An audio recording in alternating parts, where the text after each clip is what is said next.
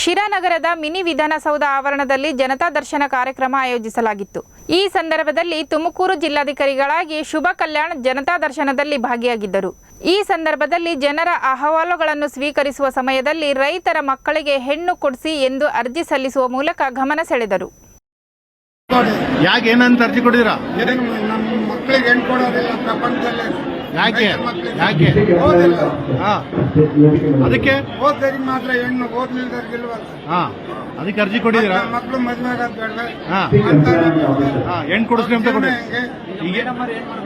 Madam ಅವ್ರು ಹೆಣ್ಣು ಕೊಡಿಸ್ಬೇಕು. ಸರ್ಕಾರಿ ಉದ್ಯೋಗ ಎಲ್ಲ ಕಾನೂನು ಮಾಡಕೈತೆ, ಹೆಣ್ಣು ಕೊಡ್ತಕ್ಕ. ಹೆಣ್ಮಕ್ಳಿಗೆ ಒಂದು ಕೆಲಸ ಕೊಡ್ಲಿ, ಒಂದು ಹೆಣ್ಣು ಅಲ್ಲ, ಹೆಣ್ಣು ಕೊಡ್ಸಂತ ಅರ್ಜಿ ಕೊಟ್ಟಿದ್ದೀರಾ? ಒತ್ತಾಯ ಲಾಸ್ಟ್ ನಮ್ಮ ಮಕ್ಕಳು ಮದುವೆ ಮಾಡ್ಬೇಕು. ನಮ್ಮ ಮಂತಾನ್ ಬೆಳಿಬೇಕು. ಕೆಲಸ ಕೊಡ್ಸಿದ್ರೆ ಹೆಣ್ಣು ಸಿಕ್ಕಲ್ಲ. ಕೆಲಸ ಕೊಡ್ತಾರೆ. ಕೆಲಸ ಕೊಡ್ಸಿದ್ರೆ ಹೆಣ್ಣು ಸಿಕ್ಕಲ್ಲ. ಕೊಡ್ತಾರೆ.